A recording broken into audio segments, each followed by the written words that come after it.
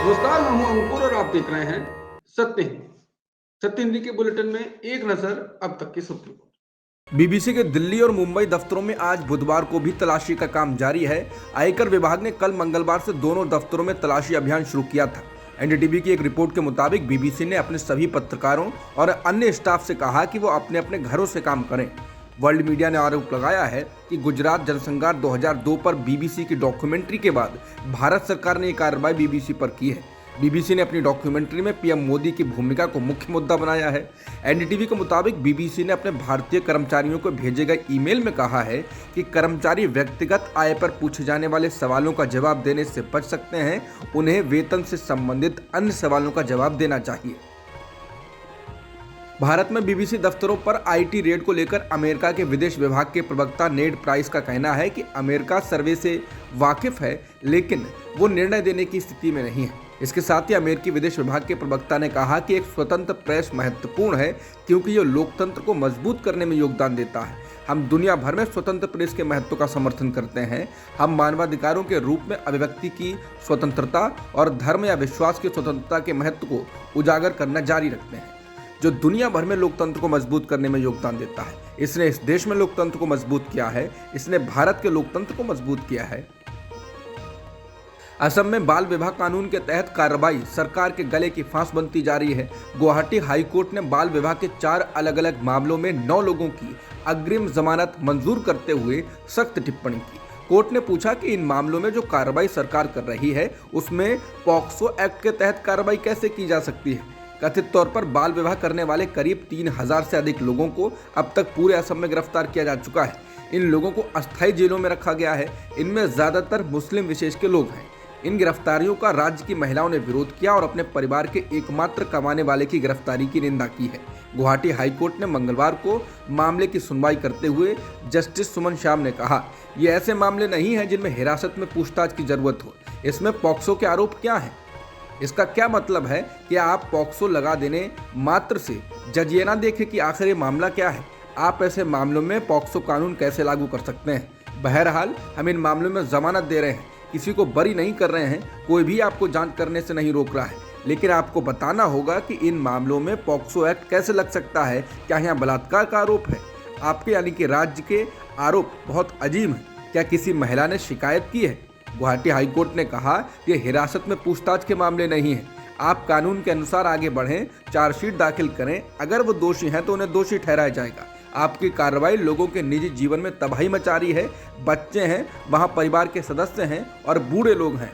बता दें, असम के मुख्यमंत्री हिमंत बिस्वा शर्मा ने राज्य में लोगों की खराब सेहत के लिए बाल विवाह को जिम्मेदार बताया और इसी के मद्देनजर उन्होंने कार्रवाई का आदेश दिया था। राज्य पुलिस ने 3 फरवरी को 4000 से अधिक पुलिस मामलों के साथ बाल विवाह पर कार्रवाई शुरू कर दी थी। एसोसिएशन ऑफ डेमोक्रेटिक रिफॉर्म यानी एडीआर की रिपोर्ट के मुताबिक 2021-22 में बीजेपी को सबसे ज्यादा डोनेशन मिला। एडीआर की रिपोर्ट के मुताबिक 2021-22 में बीजेपी को 614 करोड़ रुपए और कांग्रेस को 95 करोड़ रुपए डोनेशन में मिले। बीजेपी ने बताया कि उसे यह रकम 4957 डोनेशन से हासिल हुई। वहीं कांग्रेस ने बताया कि उसे यह रकम 1255 डोनेशन से मिली है।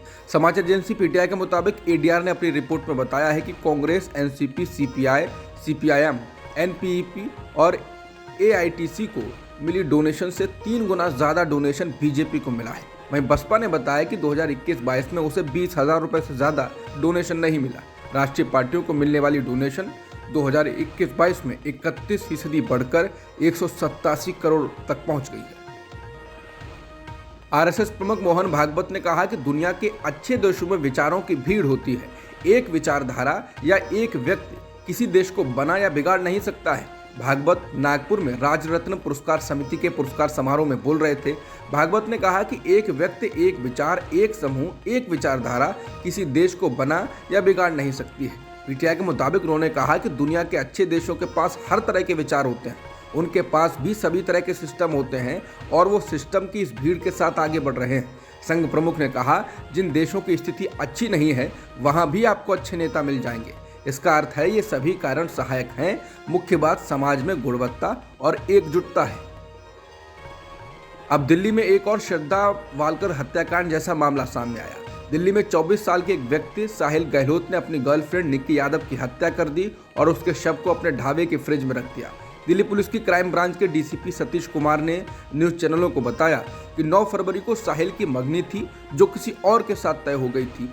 10 फरवरी को शादी थी। ये बात जब निक्की यादव को पता चली तो उन्होंने साहिल को मिलने के लिए बुलाया। 9-10 फरवरी को साहिल की गाड़ी में दोनों की मुलाकात हुई। इस दौरान दोनों की बहस हुई।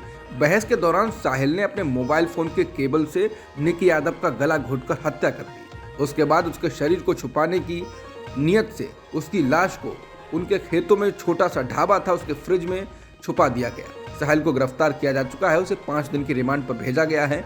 वहीं आज दिल्ली के दीनदयाल उपाध्याय अस्पताल में निक्की का पोस्टमार्टम होगा। सीबीएसई की 10वीं और 12वीं क्लास की परीक्षाएं आज से शुरू हो गईं, जो कि 5 अप्रैल तक चलेंगी। परीक्षा के लिए 7,250 सेंटर बनाए गए हैं। 10वीं क्लास की परीक्षा 16 दिन होगी और 21 मार्च तक पूरी हो जाएगी, जबकि 12वीं क्लास की परीक्षा 36 दिनों तक चलेगी और ये परीक्षा 5 अप्रैल को पूरी होगी। कानपुर देहात के रूरा थाना क्षेत्र के मडोली गांव में अवैध कब्जे को लेकर पुलिस की कार्रवाई में मां बेटी की मौत के बाद उनका पोस्टमार्टम करा दिया गया है। पोस्टमार्टम के बाद शव को परिवार को सौंप दिया गया था। शव को परिवार को सौंपने के बाद उनके अंतिम संस्कार को लेकर काफी विवाद हुआ। परिवार अंतिम संस्कार गांव में ही करना चाह रहा था, लेकिन प्रशासन किसी अप्रिय घटना के डर से अंतिम संस्कार के गांव से बाहर बिठूर में करना चाह रहा था। इसको लेकर काफी गहमा-गहमी का माहौल रहा। बाद में पुलिस अधीक्षक के समझाने पर परिवार बिठूर में अंतिम संस्कार को राजी हुआ। मामले में एसडीएम मैथा, थाना प्रभारी रूरा, लेखपाल, कानूनगो, अशोक दीक्षित, अनिल दीक्षित, निर्मल दीक्षित, विशाल, जेसीबी ड्राइवर समेत कुल 42 लोगों पर मुकदमा दर्ज किया गया है। एसडीएम पर कार्रवाई करते हुए उनको तत्काल प्रभाव से हटा दिया गया है, जबकि लेखपाल को गिरफ्तार कर लिया गया है। मामले में अभी तक सिर्फ छोटे कर्मचारियों पर ही कार्रवाई हुई है, जबकि डीएम से लेकर तमाम आला अफसरों पर कार्रवाई नहीं की जा रही है। जेसीबी ड्राइवर, लेखपाल, कानूनगो को गिरफ्तार करने से पीड़ित परिवार को इंसाफ कैसे मिलेगा, इसके सवाल उठ रहे हैं। अब तक की खबरों में इतना ही। बाकी खबरों के लिए बने रह सकते हैं आप सत्य हिंदी के साथ।